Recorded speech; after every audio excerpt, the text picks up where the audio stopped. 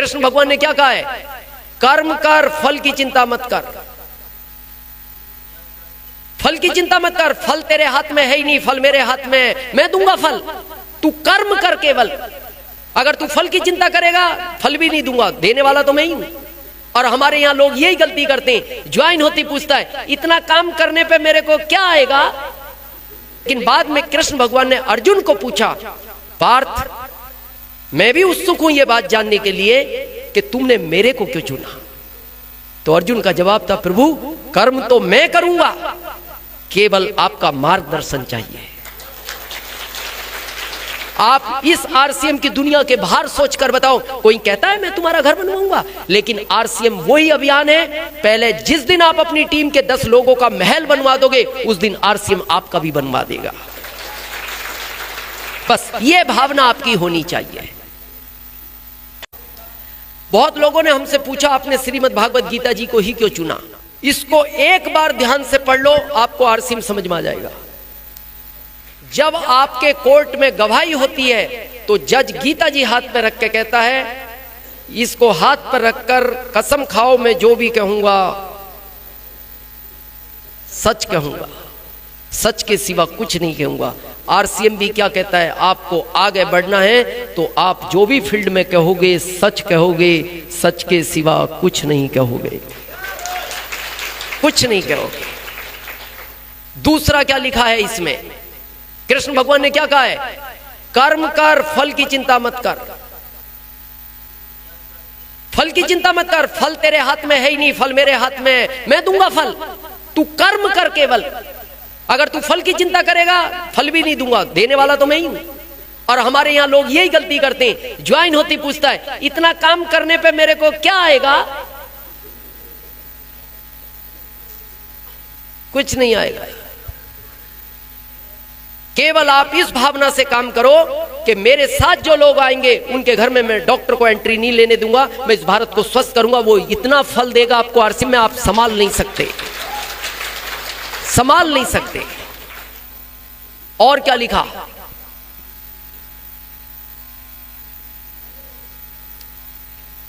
इस पे एक फोटो है, कभी आपने देखी हो और आपको पता भी होगा।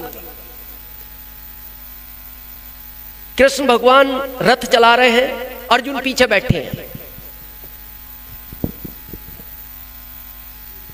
अर्जुन पीछे बैठे हैं। तो ये कहां से शुरू हुआ? जब दुर्योधन और अर्जुन कृष्ण भगवान से मदद करने के लिए पहुंचे थे, जब युद्ध छिड़ा था, तो पता है जिनको शास्त्रों का ज्ञान है, अर्जुन कृष्ण भगवान के चरणों की तरफ खड़े थे और दुर्योधन उनके सिराने जाकर बैठ गया था। इसका क्या मैसेज है? नहीं, क्यों बैठा वो सिराने?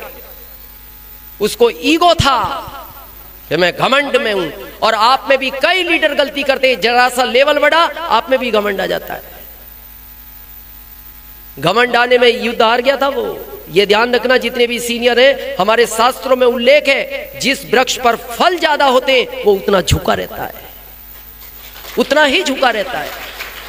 हमारा थोड़ा सा लेवल बढ़ा ना, किसी की बात नहीं सुनते, बस अपनी मर्जी से ही करेंगे। लेकिन बड़प्पन देखिए, यही चीज आदमी को आगे बढ़ाती है। जब कृष्ण भगवान के नेत्र खुले तो पहली निगाह अर्जुन पर गई। बताओ पार्थ कैसे आए थे? तो उन्होंने कहा, प्रभु भ्राताश्री भी आए हैं। कहां है भ्राताश्री? आपके सर पे।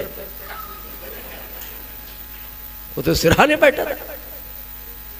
तो कृष्ण भगवान ने कहा, दुर्योधन पार्थ अधिकार तुम्हारा है नहीं वैसे, क्योंकि मेरी निगाह तुम पर नहीं गई तो अर्जुन पर है। अर्जुन तुम पहले मांगो। तब भी अर्जुन ने कहा, नहीं प्रभु भ्राताश्री बड़े हैं, आप इनको पहले दे दो। तो पूछा भगवान ने, क्या चाहिए? आपकी मदद चाहिए।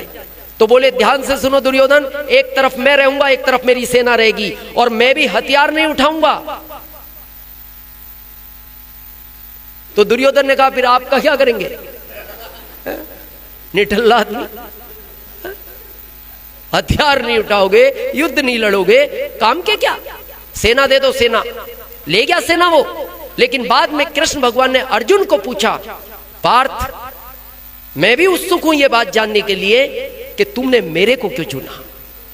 तो अर्जुन का जवाब था, प्रभु कर्म तो मैं करूंगा, केवल आपका मार्गदर्शन चाहिए।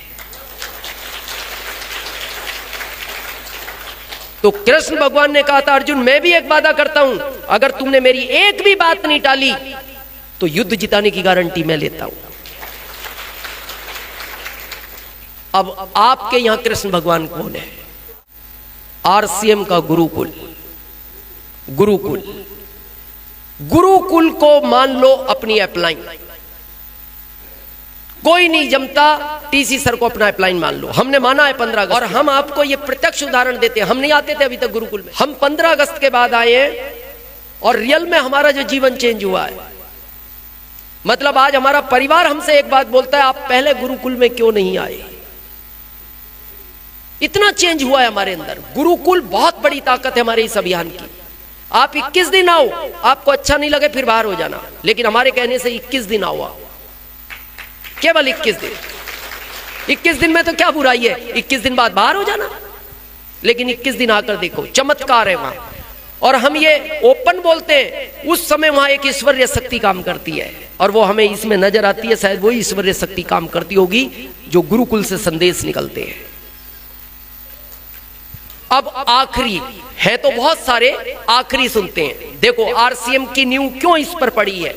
सेम हम बोलते हैं, जब कृष्ण भगवान के मित्र थे सुदामा, बहुत परेशान हो गए तो कृष्ण भगवान के पास पहुंचे। तो कृष्ण भगवान का पहला शब्द पता है क्या था? सुदामा बहुत लेट हो गए मित्र। बहुत लोग यहां आने में भी बहुत लेट हो गए, ये भी यही कहता है, मित्र बहुत लेट हो गए। बहुत लोग लेट हुए हैं और ये पछतावा सुदामा को भी था और ये पछतावा आने वाली आपकी पीढ़ी को भी रहेगा। हम दावे के साथ बोलते हैं, आने वाली पीढ़ी आपको जरूर ये पूछेगी, पापा आप क्यों नहीं इसके अंदर पहले पहुंचे। और आज भी बहुत लोग सीरियस नहीं ले रहे इस चीज को। ये बात कृष्ण भगवान ने सुदामा को भी कही थी, सुदामा आए तो हो मित्र, तुम्हें तो बहुत पहले से मेरे बारे में पता था, लेकिन बहुत लेट हो गए। चलो ठीक है, आ तो गए, आज आप भी आ ही गए। अब हो गए तो हो गए। तो पूछा, बताओ क्यों आए हो? परिवार में सब अच्छे हैं? जैसे हमसे कोई रिश्तेदार मिलता है, दोस्त मिलता है, पूछते हैं ना परिवार में सब अच्छे हैं, बच्चे अच्छे हैं और माता पिता पत्नी। तो जैसे ही उन्होंने पूछा पत्नी सुशीला कैसी है, सुदामा जी रो पड़े उस समय। बोले प्रभु हाल अच्छे नहीं है, खाने के लिए अन्न नहीं है और रहने के लिए छत नहीं है। बोले फिर भी इतना लेट हो गए सुदामा? हाँ प्रभु गलती हो गई मेरे से, अब परेशान मत हो। इतना अन्न होगा तुम्हारी 7 पीढ़ियों में कोई भूखा नहीं सोएगा। यही आरसीएम बोलता है, यही तो आरसीएम बोलता है। एक बार आओ, आपकी 7 पीढ़ियों में कोई गरीब बच्चा जन्म नहीं लेगा।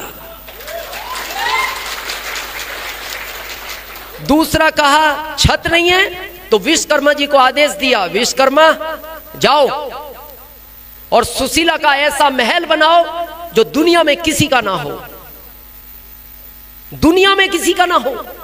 और जब विश्वकर्मा जी पहुंचे, सुशीला भगवान का आदेश है, एक ऐसा महल बनाना है जो किसी का ना हो, बताओ कहां बनाया जाए? आप विचार करो। आज बाहर की दुनिया वाले अगी आपके यहां सिमरई में आके बिहार सरकार कहे एक महल बनाना है और एक ही आदमी का बनेगा भारत में, और ऐसा बनेगा जो दुनिया में किसी का ना हो, बताओ सिमरई वालों किसका बनवाया जाए?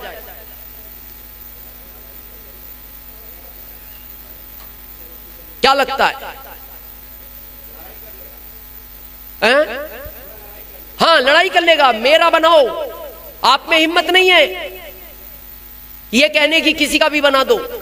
लेकिन सुशीला की हिम्मत देखना, जिसके ऊपर छत नहीं थी उसने तब भी कहा, विश्वकर्मा जी इस नगर में जितने लोग रहते हैं अगर सबका महल बनवाने के लिए तैयार हो तो बाद में मेरा भी बना देना।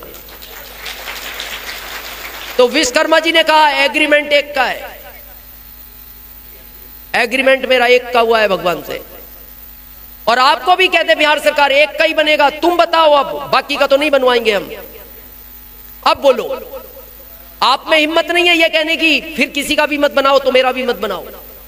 आप तो ये कहोगे रातों रात बना दो, अभी बताना भी नहीं किसी को, कल बताएंगे बन गया। लेकिन वहां भी सुशीला ने कहा वापस जाओ, नहीं बनाना, फिर इनका नहीं बनाते तो मेरा भी नहीं चाहिए। और बाहर जाके विश्वकर्मा जी ने कृष्ण भगवान को पूछा, प्रभु वो तो ये कह रही है सबका बनेगा तो मेरा बनाओ, नहीं तो मेरा भी मत बनाओ। तो कृष्ण भगवान ने विश्वकर्मा जी को कहा, विश्वकर्मा जी ये सीखने का सबक है, इस दुनिया में कोई तो ऐसा है जो दूसरों के लिए अच्छा सोचता है, कोई तो ऐसा है। आप इस आरसीएम की दुनिया के बाहर सोचकर बताओ, कोई कहता है मैं तुम्हारा घर बनवाऊंगा, लेकिन आरसीएम वही अभियान है, पहले जिस दिन आप अपनी टीम के 10 लोगों का महल बनवा दोगे उस दिन आरसीएम आपका भी बनवा देगा। बस ये भावना आपकी होनी चाहिए।